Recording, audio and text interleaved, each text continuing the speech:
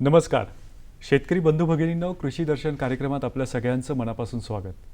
खरं तर आता खरीप हंगाम सुरू होतोय आणि आपण सगळे शेतकरी बांधव भगिनी या खरीप हंगामाच्या पूर्वतयारीला लागले असाल. यामध्ये महत्त्वाचं काम आपल्यासमोर आहे ते म्हणजे बीज प्रक्रिया करणं. बीज पेरणी करताना, शेतामध्ये पेरणी करताना आपण चांगली दर्जेदार महागडी बियाणं वापरतो. त्याचा उद्देश प्रामाणिक असतो की एक चांगलं उत्पादन आपल्याला मिळावं, कीड आणि रोगांपासून पिकांचं संरक्षण व्हावं.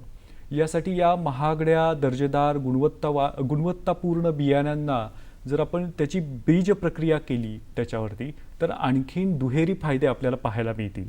म्हणूनच आजच्या कृषी दर्शन कार्यक्रमाचा आपला जो विषय आहे तो आहे खरीप हंगामासाठी बीज प्रक्रिया, फायदे आणि महत्त्व. या विषयाला अनुसरून मार्गदर्शन करण्यासाठी तज्ज्ञ म्हणून आपल्यासोबत आहेत राजेश भालेराव सर. सर नमस्कार, कार्यक्रमात स्वागत. नमस्कार. कृषी विज्ञान केंद्र तोंडापूर, जिल्हा हिंगोली येथील कृषी विद्या विभागामध्ये ते शास्त्रज्ञ पदावर गेल्या 24 वर्षांपासून कार्यरत आहेत आणि असा प्रदीर्घ अनुभव असलेले भालेराव सर कार्यक्रमात आपल्याला या अनुषंगाने मार्गदर्शन करतील. सर, आपण चर्चेला सुरुवात करूया. निश्चित. सुरुवातीला आपण काय सांगाल, खरीप हंगामात बीज प्रक्रिया करणं का महत्त्वाचं आहे आणि त्याची गरज काय आहे? आपल्या सर्व शेतकरी बंधूंसाठी, विशेषतः भारतातल्या, महाराष्ट्रातल्या सगळ्यांसाठी खरीप हंगाम हा अतिशय महत्त्वाचा आहे. कारण आपलं जे अन्नधान्य आहे फक्त आणि फक्त खरीपावर जास्तीत जास्त अवलंबून राहतं. आता आपण सगळे जाणतात आणि बऱ्याचशा गव्हर्नमेंट इन्स्टिट्यूटनं सुद्धा आणि संस्थांनी सांगितलं की यावर्षीचं वर्ष जे आहे हे एल निनोचं वर्ष राहणार आहे. बरं. म्हणजे हवामान बदलांमुळे जो पाऊस आपल्याला बघायला पाहिजे तो मिळणार नाही आहे. एल निनोचा अर्थ आहे की कमी पाऊस मिळणार आहे, खंडित पाऊस आपल्याला मिळणार आहे. परंतु मान्सून वेळेवर येणार आहे आणि त्यामुळे मग शेतकरी पेरणी करणारच आहेत. मग मधातला जो 15-20 दिवसाचा जो गॅप आहे त्याच्यामध्ये आपल्याला काही करता येईल का, जेणेकरून आपण पेरलेलं जे बियाणं आहे हे तग धरू शकेल? आणि ते जर आपल्याला करायचं असेल तर आजच्या परिस्थितीमध्ये एक अस्त्र आणि एक शस्त्र आपल्याकडे आहेत, ते म्हणजे बीज प्रक्रिया. बीज प्रक्रिया फार काही मोठी टेक्नॉलॉजी नाही आहे, पण अतिशय महत्त्वाची टेक्नॉलॉजी आहे. आता ते आपल्यासाठी बियाणं आहे, पण झाडासाठी त्याचं बाळ आहे. आणि मग लहान मुलं म्हटल्यावर आपण वॅक्सिनेशन करतो की नाही? अगदी खरं आहे. आणि त्याचप्रमाणे हे आहे, बियाणांना औषधी लावणे याला म्हणतात बीज प्रक्रिया. अगदी साधी, सोपी, सरळ, कमी खर्चिक हे टेक्नॉलॉजी आहे. बदलत्या हवामानामध्ये सर्वात पहिले जे आपल्याला शस्त्र सोडायचं आहे जमिनीवर ते म्हणजे बीज प्रक्रियेचं आहे. तर सर, आता ही बीज प्रक्रिया करणं आवश्यक का आहे? त्याचे फायदे काय आहेत? बीज प्रक्रिया केल्यानं सर्वात चांगला जो फायदा मिळतो, जर ते बियाणं रोगग्रस्त असेल, कीडग्रस्त असेल तर, आणि ते उगवणार तर आहेच, परंतु बीज प्रक्रिया केल्यामुळे आपल्याला चांगलं रोप मिळेल, चांगलं बियाणं उगवेल, उगवण क्षमता त्याच्यामध्ये वाढवेल. आणि हवामानामध्ये जे घटक आहेत, म्हणजे जैविक घटक आहेत, नत्र स्थिरीकरण करणं आहे, मधामध्ये मुळांची वाढ करणं आहे. सुरुवातीचा 15 दिवस बघा, जसं लहान बाळ पहिले 2 महिने काही खात नाही, त्याला फिडिंगच राहते, तसं मग कुठलंही पीक असो पहिले 15 दिवस निसर्गाने त्याला सोबत दिलेले असतात, अन्न पाणी जे काही आहे त्याचं संरक्षण करणंच फार आवश्यक आहे. आणि लहानपणी जर त्याला चांगलं व्यवस्थित मिळालं, उगवल्यानंतर ते आपल्याला चांगलं मिळणार आहे आणि याचा इफेक्ट शेवटपर्यंत त्याच्यामध्ये राहणार आहे. त्यामुळे हे आवश्यकही आहे, गरजेचं आहे आणि याचं महत्त्व पण आहे. जर ही बीज प्रक्रिया करणं एखाद्या शेतकरी बांधवांनी टाळलं किंवा राहिलं त्याच्याकडून, तर त्याचे नुकसानदायी तोटे काय आहेत? बीज प्रक्रिया जर आपण नाही केली तर आपल्या उत्पादनामध्ये 10 ते 15% घट येऊ शकते. म्हणजे साधं सोयाबीनचा जर विचार केला तर 1 ते 1.5 क्विंटल म्हणजे बाजारभाव पाहिला तर 7 ते 8 हजार रुपये आपल्याला इथेच लॉस होतो, जेव्हा आपण सुरू पण नाही केलेली आहे. 7-8 हजार रुपये एक साध्या शेतकऱ्यांसाठी फार मोठी अमाऊंट आहे आज, म्हणजे ती मजुरी तरी निघून जाईल. हा सर्वात मोठा त्याचं नुकसान त्याच्यामध्ये होणार आहे. दुसरं, बुरशीजन्य आजार वाढतील सुरुवातीला. पाऊस तर आपल्या हातात नाही आहे, वातावरण आपल्या हातात नाही आहे, पण बुरशीजन्य आजार वाढल्यामुळे हे बुरशी पुढे मग आपल्या बुरशीनाशक फवारावं लागतील, तो खर्च त्याच्यामधनं आपल्याला कमी करता तो येईल. बिअर करावा लागेल. तो बेअर करावा लागेल. बीज प्रक्रिया जर आपण नाही केली तर कीड आणि रोगांचा प्रादुर्भाव पुढे चालून खूप वाढू शकतो. बीज प्रक्रिया जर नाही केली तर जी आवश्यक संख्या आहे झाडांची, प्लांट पॉप्युलेशन आहे, ऑप्टिमम प्लांट पॉप्युलेशन ज्याला म्हणतो आपण, ती आपल्याला मिळत नाही. मग हे जर आपल्याला पाहिजे असेल, हां. आपल्याला आर्थिक फायदा पाहिजे असेल, चांगलं पीक आपल्याला पाहिजे असेल, जोमदार पीक आपल्याला पाहिजे असेल, तर बीज प्रक्रिया करणं फार आवश्यक आहे. सर, आता खरीप हंगामामध्ये विविध पिकं आपण घेतो, शेतकरी बांधव घेत असतात राज्याच्या वेगवेगळ्या जिल्ह्यांमध्ये. सोयाबीन आहे, कापूस आहे, तूर आहे, ही प्रमुख पिकं आहेत खरीप बरोबर, हंगामामध्ये. तर ही बीज प्रक्रिया याच पिकांवर करायला पाहिजे की सगळ्या पिकांवर करायला पाहिजे? सगळ्याच पिकांसाठी करायची, बरं ही अटच आहे. बरं 100%. 100% झाले. हां. लहान मुलगा असो मुलगी असो, तर भेदभाव नाही आहे, आपल्याला सर्वांनाच वॅक्सिनेशन करायचं आहे. अच्छा. तसं कुठलंही पीक असो, मग अन्नधान्याचं पीक असो, गळीत धान्याचं पीक असो, कडधान्याचं पीक असो, इव्हन तुमचा भाजीपाला असो, फळं पीक असो, ज्याही गोष्टी आपण लागवड करणार आहोत, लावणार आहोत, पेरणी करणार आहोत, हे सगळे बीज प्रक्रियेमधून गेलेच पाहिजे. आता खरीपामध्ये आपल्या महाराष्ट्रात जर विचार केला तर सर्वात मोठं पीक जे आहे हे तांदळाचं आहे, भाताचं आहे. त्याच्यामध्ये आपल्याला बीज प्रक्रिया करायची आहे. नंतर मोठं पीक सोयाबीन. सोयाबीनचं आपण 40-50 लाख हेक्टरवर आपण याची पेरणी करतो. हो. तर ते त्याला करणं.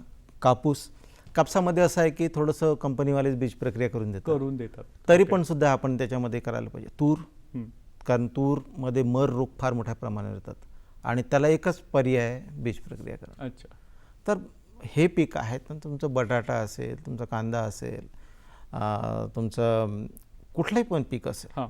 या सर्वांना आपण बीज प्रक्रिया करणं. मिरची आहे, टोमॅटो आहे, गहू आहे, सोयाबीन आहे, खरीपामधला विचार केला तर तूर आहे, कापूस आहे, मूग आहे, उडीद आहे, सगळ्यांना बीज प्रक्रिया आपण करायलाच पाहिजे. सर्वसाधारण असा प्रश्न शेतकरी बांधवांच्या मनामध्ये असू शकतो की याच्या पद्धती काय आहेत त्या आम्हाला तुम्ही सांगाव्यात, तर तुम्ही काय सांगाल याबद्दल? आपण जेव्हा शेती करतो, व्यवसाय करतो, तर एक शब्द आहे प्रचलित, इथे आपण त्याला सकारात्मक पद्धतीने घेऊया की FIR फाडणे. बरं. आता FIR म्हणजे काय, तर पहिली जी पद्धत आहे किंवा ज्याच्यामध्ये आपण उपयोग करतो फंजीसाइड्स. F म्हणजे फंजीसाइड, बुरशीनाशक. हां. तर बुरशीनाशकांची बीज प्रक्रिया म्हणजे बुरशीनाशकाच्या बियांना चोळणे, सिंपल. त्याच्यामध्ये मग तुम्ही रासायनिक बुरशीनाशकं वापरू शकता किंवा ट्रायकोडर्मासारखे जैविक बुरशीनाशकं आहेत ते त्याचा वापर करू शकता. R जो आहे, FRI, R जो आहे हा रायझोबियम आहे, म्हणजे जैविक जीवाणूंसाठी. आणि I जो आहे इन्सेक्टिसाइड्स आहे. ओके. तर या कीटकनाशकांचे म्हणजे बुरशीनाशकांसाठी, जीवाणू संवर्धन, जे की तुम्हाला हवेतील नायट्रोजन, सर्वात जास्त आपल्या हवेमध्ये काय आहे तर नत्र आहे. होय. आणि हे नत्र स्थिरीकरण्याचं काम, हवेतलं नत्र झाडांना देण्याचं काम हे कोण करतं आहे? जीवाणू करतात. आणि मुळात शेती जीवाणू करतात. आपल्याला वाटतं की आम्ही करतो शेती, पण तसं नाही आहे. जे आपण काय म्हणतो माती जिवंत आहे म्हणजे काय, त्या जीवाणू आहेत. होय. आणि हे जीवाणू शेती करत असतात, तेच कन्वर्ट करत असतात. मग ह्या जीवाणू जर आपण सोडले बीज प्रक्रियेच्या माध्यमातून तर ते फायद्याचं होणार. सोडलं इन्सेक्टिसाईड आहे, इन्सेक्टिसाईड याच्यामध्ये रस शोषण करणाऱ्या किडी, तर ह्या फार महत्त्वाच्या आहेत. तर याचं कंट्रोल करण्यासाठी आपल्याला ते करणं फार आवश्यक आहे, इन्सेक्टिसाईडचं.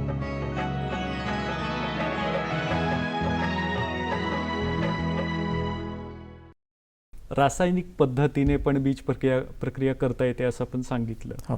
तर ही सविस्तरपणे आपण ती बीज प्रक्रिया जी आहे ती कशी केली जाते यामध्ये? पण जर उदाहरण घेतलं सोयाबीनचं पीक घेऊ तर एकरी आपण 20 किलोपासून तर 30 किलोपर्यंत बियाणं आपण वापरत असतो. तर रासायनिक पद्धतीनं जर आपल्याला करायचं असेल तर आता केमिकल्स खूप चांगले चांगले मार्केटमध्ये आलेले आहेत, बाजारामध्ये आलेले आहेत. रसायनांमध्ये त्याच्यामध्ये कार्बनडायझिम, मँकोझेब, थायरम, नंतर तुमचं अझोक्सोस्ट्रॉबिन, असं वेगवेगळ्या प्रकारचे बुरशीनाशक केमिकल्स आहेत. त्याचा आपण चांगला वापर त्याच्यामध्ये करू शकतो. आणि ते 2 ते 3 ग्रॅम प्रति किलो बियाणे या पद्धतीने आपण कमी प्रमाणात लागतात, कॉस्टली नाही जास्त, तर ते आपल्याला त्याच्यामध्ये रासायनिक पद्धतीमध्ये वापरता येतील. परंतु सर्वात पहिले आपल्याला बुरशीनाशकाची बीज प्रक्रिया करायची आहे. जसं डॉक्टर आपल्याला पहिले म्हणजे अल्कोहोल लावतो, स्टरलाइज करतो, ते स्टरलायझेशन काम त्याच्यामध्ये आपल्याला करता येईल. जैविक बद्दल काय मत आहे? बायोमध्ये जे आहेत तर बायोमध्ये फंजीसाइड्स आहेत. तर ट्रायकोडर्मा व्हिरिडी आहे किंवा ट्रायकोडर्मा हर्जियानम आहे. याची 5 ग्रॅम किंवा 5 ml पहिले पावडरमध्ये मिळायचं, तर लिक्विडमध्ये पण मिळतं. तर 5 ml प्रति किलो बियाण्याला आपल्याला बीज प्रक्रिया करायची. त्यानंतर 10 मिनिटानंतर आपल्याला जीवाणू संवर्धनाची त्याच्यामध्ये दोन आहेत की काही जीवाणू गाठीमध्ये काम करतात. बर म्हणजे तूर असेल, सोयाबीन असेल, हरभरा असेल, यांच्या मुळामध्ये गाठी असतात. त्याला रायझोबियम बॅक्टेरिया आपण म्हणतो. तर रायझोबियमची बीज प्रक्रिया करू शकतो. परंतु एकदल वर्गीय पीक आहे, फॉर एक्झाम्पल कापूस आहे, गहू आहेत, यांच्यासाठी अझोटोबॅक्टर आपण वापरतो, बर जे असहजीवी पद्धतीने काम करतात, जे जमिनीमध्ये राहून काम करतात आणि काही जीवाणू गाठीमध्ये राहून काम करतात. तर अझोटोबॅक्टर किंवा रायझोबियम यांची बीज प्रक्रिया आपल्याला करायची. याचं प्रमाण पण साधारणतः 5 ml प्रति किलो बियाणाला द्यायचं आहे. तर या पद्धतीने आपण त्याच्यामध्ये करू शकतो. बीज प्रक्रिया घरगुती पद्धतीने करणं शक्य आहे की याच्यासाठी काही तांत्रिक कंपन्यांची मदत घ्यायला पाहिजे, याविषयी आपण सांगा. सर्वसामान्य शेतकरी आहे ज्यांच्याकडे 3-4 एकर शेती आहे, तर त्यांनी घरगुती पद्धतीनंच आपल्याला बीज प्रक्रिया करायची आहे. घरगुती पद्धतीमध्ये तुम्हाला एक 18-24 किंवा 12 तासाच्या आत किंवा खूपच लेटेस्ट झालं तर 2 ते 3 तासच्या आधी आपल्याला बीज प्रक्रिया, पेरणीच्या अगोदर आपण बीज प्रक्रिया त्याच्यामध्ये करू शकतो.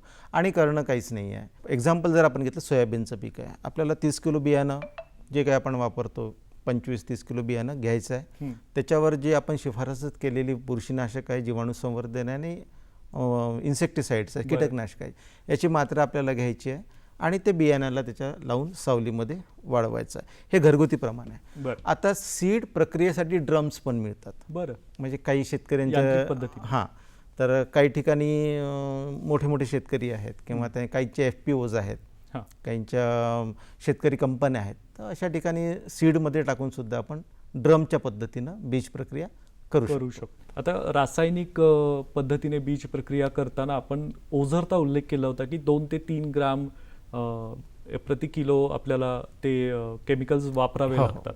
तर आता हे डोसेजचं जे प्रमाण आहे, वापराचं जे प्रमाण आहे, हे थोडं विस्तृतपणे आपण थोडंसं या ठिकाणी सांगावं.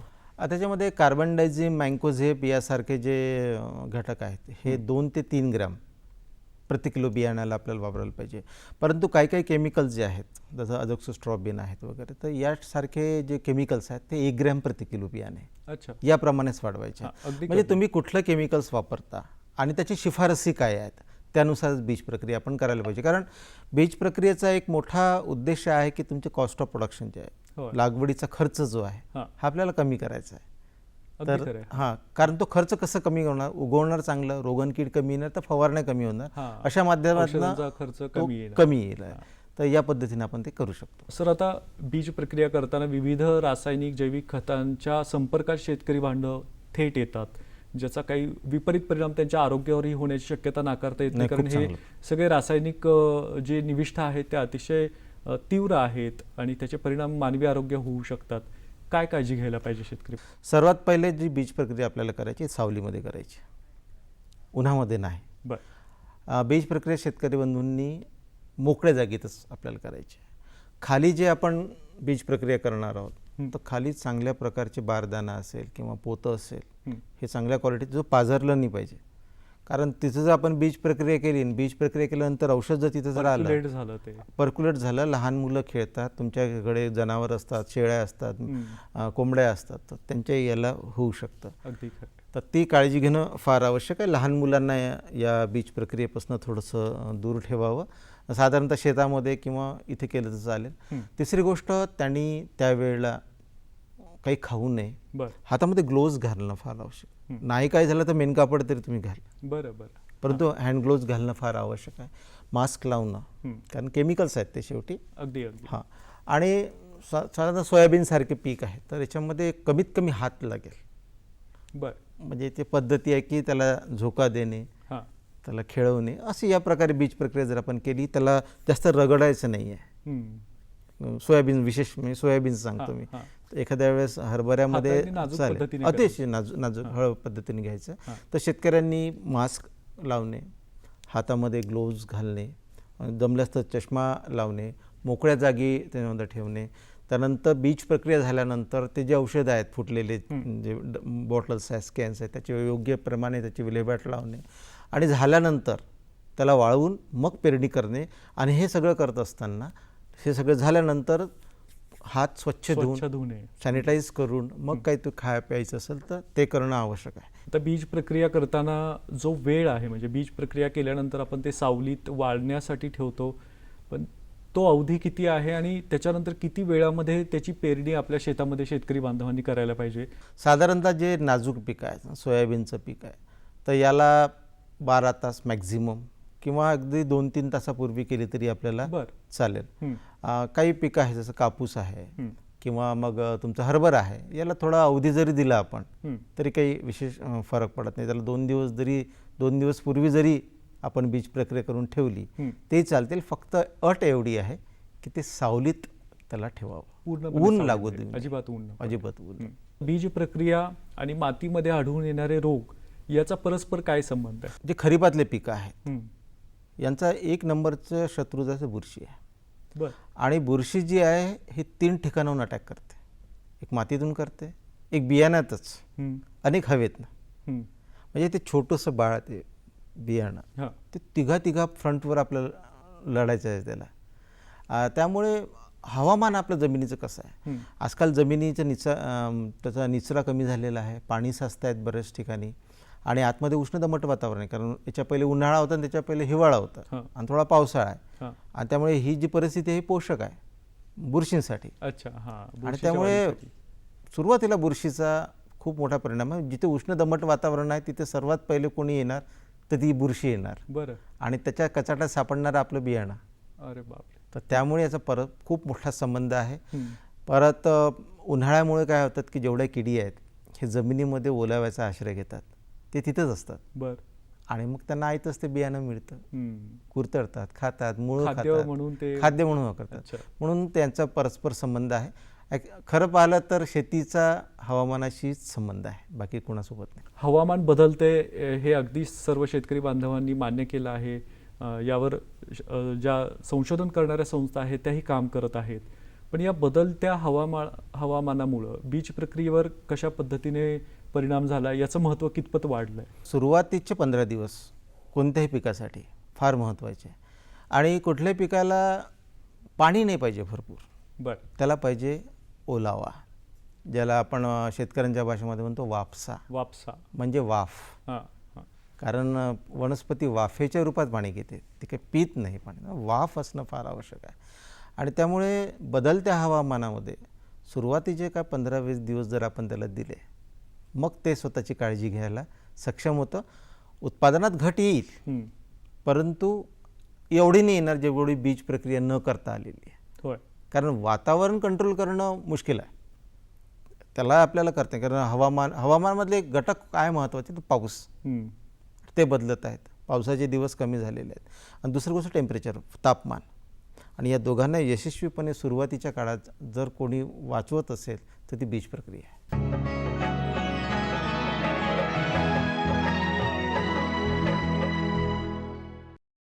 बीज प्रक्रिया करताना जे बियाणं शेतकरी बांधव विकत घेतात बाजारामधून, आपण काही वेळापूर्वी उल्लेख केला होता की यातील बहुतांश बियाणं हे आधीच बीज प्रक्रिया करून कंपन्या देतात. पण तरी न कळतपणे शेतकरी बांधवांकडून बीज प्रक्रिया करणं हे दुर्लक्षित होतं आहे. शेतकरी बांधव त्याच्याबद्दल जागृत नसावेत. तर तुम्ही ते महत्त्व कशा पद्धतीने पटवून द्याल शेतकरी बांधवांना? पण शेती करतो तर अर्थार्जनासाठी. हं. जरी आपली परंपरा असली, व्यवसाय असला, तरी त्याच्यातनं पैसा मिळाला पाहिजे आपल्याला.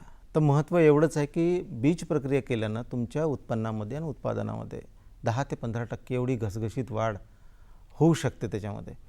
आणि बरेचसे शेतकरी कंपन्याचे बियाणं आणतात आणि काही कंपन्या काय करतात की त्याच्यामध्ये पोटी टाकून ठेवतात, बरं. एक सॅशेट टाकून, तर मग सॅशेट फेकून देतात आणि पेरणी करतात. तर जर त्याला शेतकऱ्याला माहीत आहे, हो. अवेअरनेस आहे की आपल्याला बीज प्रक्रिया करणं आवश्यक आहे, तर तो ती पुढे वापरेल. हं. बऱ्याचशा ठिकाणी जरी बीज प्रक्रिया करून दिलेली असेल तरी माझा वैयक्तिक असा सल्ला आहे की शेतकऱ्यांनी घरीसुद्धा बीज प्रक्रिया करावी, बियाण्याची उगवण क्षमता तपासून बघावी. या 2 गोष्टी जरूर त्यांनी या काळामध्ये करणं आवश्यक आहे. उगवण क्षमता जी आहे या बियाण्यांची ती तपासणी करण्यासाठी काय क्रायटेरिया आहे, प्रक्रिया आहे? पिकांचा जर विचार केला तर 5 दिवसांपासून तर हळदीसारखं पीक 21 दिवस किंवा 1 महिना या काळामध्ये ते उगवलंच पाहिजे. क्रायटेरिया नंबर 2 असा आहे की ते जोमदारपणे उगवलं पाहिजे. असं नाही जस्ट स्प्राउट झालं तसं नाही, मोठ्या व्हिगर त्याचा जो आहे, त्याचा जो जोम आहे हे जोमदारपणे त्याचं उगवलं पाहिजे. आणि त्याचे जे क्रायटेरियासोबतच त्याच्या पद्धती आहेत अतिशय सोप्या आहेत. तुम्ही पाण्यात टाकून सुद्धा ते बीज कसं आहे हे आपण सांगू शकतो. टॉवेलवर टाकून बर एक 400 बियाणे घेतले, त्याचं 70% जर्मिनेशन ते आपल्याला करता येईल. काही पेपर्स मिळतात जर्मिनेशन पेपर, अच्छा, तर ते सुद्धा आपण घेऊ शकतो. तुम्ही शेतावर जाऊन पण तुमच्या शेतामध्ये बीज प्रक्रिया उगवण क्षमता तुम्ही तपासून तपासू शकतो. पण सर्वसाधारणपणे आपल्याला कोणतंही पिकं असो त्याचं बियाणं हे 70% उगवलंच पाहिजे. आणि 70%च्या खाली जर उगवत असेल तर मग आपल्याला समजा 60%च उगवण क्षमता आहे तर थोडंसं बियाण्याचा जो रेट आहे तो वाढवावा लागेल. परंतु जर 50%च बियाणं उगवत असेल बर तर मग ते बियाणं शेतकऱ्यांनी अजिबात पेरू नये. त्यांनी आत्ताच लढाईला जायच्या पहिलेच 50% आपल्या इथे नुकसान झालेलं आहे असं समजून घ्या. शेतीमध्ये अनेक बदल झाले, तंत्रज्ञान फार विकसित झालेलं आहे, फार पुढे आपण गेलेलो आहोत. तर आता आधुनिक पद्धती कुठल्या आहेत या बीज प्रक्रियेमध्ये त्या आपण सांगाव्या. बियाण्यामध्ये सुद्धा हायड्रो प्रायमिंग, त्यानंतर हॅलो प्रायमिंग, नॅनो प्रायमिंग, त्यानंतर प्लाझ्मा प्रायमिंग, बर AI बेस्ड सीड ट्रीटमेंट, अशा वेगवेगळ्या प्रकारच्या आधुनिक तंत्रज्ञान आपल्याला याच्यामध्ये येत आहेत. तर याचा जर वापर आपण केला तर बायो प्रायमिंग म्हणजे आपण जसं प्रायमर लावतो कलर करताना, मग हे कोटिंग करणं आहे प्रायमिंग. आता हायड्रो प्रायमिंग पाण्यामध्ये भिजवून ठेवणं. हॅलो याच्यामध्ये काय करतो आपण, सोडियम क्लोराईड सारखे एक क्षार आहेत, PG आहेत, ते आपण ऑस्मो प्रायमिंग आहे. ऑस्मो प्रायमिंगमध्ये आपण PG नावाचे सोल्युशन्स आहेत ते आपण त्याच्यामध्ये घेऊ शकतो. त्यानंतर काही ऑस्मॅटिक गॅसचे रेग्युलेशन करून ऑस्मॅटिक गॅसनं सुद्धा आपण त्याच्यामध्ये करू शकतो. नॅनो पार्टिकलमध्ये जसं टंगस्टन आहे किंवा झिंक आहे किंवा फेरस आहे, याचे नॅनो पार्टिकलचा वापर करून सुद्धा आपण बीज प्रक्रिया करू शकतो. आधुनिक तंत्रज्ञान आपण घेऊ शकतो. फक्त तुम्हाला गरज किती आहे आणि तेवढा खर्च तुम्ही करू शकता का.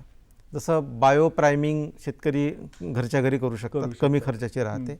परंतु आता प्लाझ्मा प्रायमिंग आहे किंवा नॅनो पार्टिकल्स प्रायमिंग आहेत तर याची थोडीशी कॉस्टली जाते. आता बीज प्रक्रियेचा जर खर्च जर आपण पाहिला तर 5 रुपयांपासून प्रति किलो तर 3000 रुपयापर्यंत प्रति किलो असा खर्च त्याच्यामध्ये येऊ शकतात. तर आपले उद्देश काय आहे, आपल्याला किती उत्पादन घ्यायचं आहे याप्रमाणे शेतकऱ्यांनी याचं घ्यायचं. आता AI बेस्ड सुद्धा बीज प्रक्रियेचे तंत्रज्ञान येणार आहे, त्याच्यामध्ये खर्च कमी होण्याचे चान्सेस आहेत.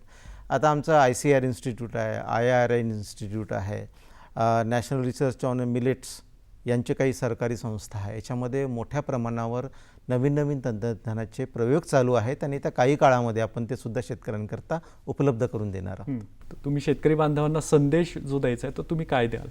शेतकरी बंधूंनो, या चर्चेमधला एकच संदेश आपल्याला आहे, जर आपल्याला 15% उत्पादन जास्त कमवायचं आहे, पैसा जर जास्त कमवायचा आहे तर आणि त्याकरता आपल्याला फक्त 5 रुपयांपासून ते 20 रुपयापर्यंत प्रति किलो एवढाच खर्च जर आपण करण्याची इच्छा असेल तर बीज प्रक्रिया करणं फार आवश्यक आहे. जसं तुकाराम महाराजांनी म्हटलं आहे की शुद्ध बीजापोटी फळे रसाळ गोमटी. अतिशय जगद्गुरूंनी हा आपल्याला संदेश दिलेला आहे आणि त्यांचं म्हणणं आपण हे ऐकायलाच पाहिजे.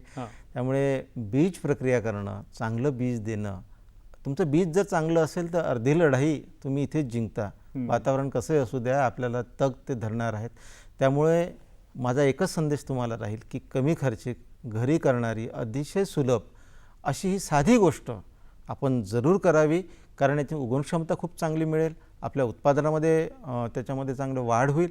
दुसरी गोष्ट, हेच बियाणं पुन्हा तुमच्या शेतकऱ्यांपर्यंत जाणार आहे. बरं. मग शेतकऱ्यांना मदत नाही करणार तर कोण करणार आहेत. तर या असा पूर्ण एक मोठा उद्देश डोळ्यासमोर ठेवून तुम्ही बीज प्रक्रिया, त्याचं शास्त्र, त्याचं तंत्रज्ञान, त्याच्या पद्धती ह्या सगळं तुम्ही समजून घ्या. आज भारतामध्ये जवळपास 15,000 करोड रुपयाचा बिझनेस या बीज प्रक्रियेच्या माध्यमातून होतो आहे, आपण सगळं करतो आहे. तरीसुद्धा आज भारतामधली परिस्थिती जी आहे, फक्त 45% शेतकरी बीज प्रक्रिया करतात. अजून 55 म्हणजे तुमच्या आजूबाजूचे 100पैकी 55 शेतकरी आहेत जे बीज प्रक्रिया करत नाहीत. करायला काही हरकत नाही, घरच्या घरी होते, काही इलेक्ट्रिक लागत नाही, डिझेल लागत नाही, पेट्रोल लागत नाही, काही लागत नाही, लागते फक्त तुमची समज आणि तुमची जिज्ञासा. तर एकच संदेश तुम्हाला द्यायचा आहे, बीज प्रक्रिया तुम्ही जरूर करा आणि आपल्या पिकांना, आपल्या मातीला निरोगी, सशक्त ठेवा आणि स्वतःचा स्वतःची आर्थिक परिस्थिती ही सुदृढ करा. बीज प्रक्रिया अगदी तास 2 तासाची प्रक्रिया आहे, पण ज्याचे फायदे खूप दीर्घकालीन आहेत. अर्धी लढाई जिंकतो असं आपण भालेराव सरांनी आपल्याला या ठिकाणी सांगितलं. त्यामुळे शेती करत असताना बीज प्रक्रिया करणं किती फायद्याचं आहे, त्याच्या पद्धती कोणत्या आणि शासन या दृष्टीने काय पावलं उचलते याची इत्थंभूत माहिती अतिशय पोटतिडकीने भालेराव सरांनी कार्यक्रमात दिली. सर, खरोखर आज कार्यक्रमात तुम्ही सहभागी झालात, प्रेक्षकांना माहिती दिलीत. पुणे दूरदर्शनच्या वतीने आपले मनापासून आभार. धन्यवाद. धन्यवाद सर.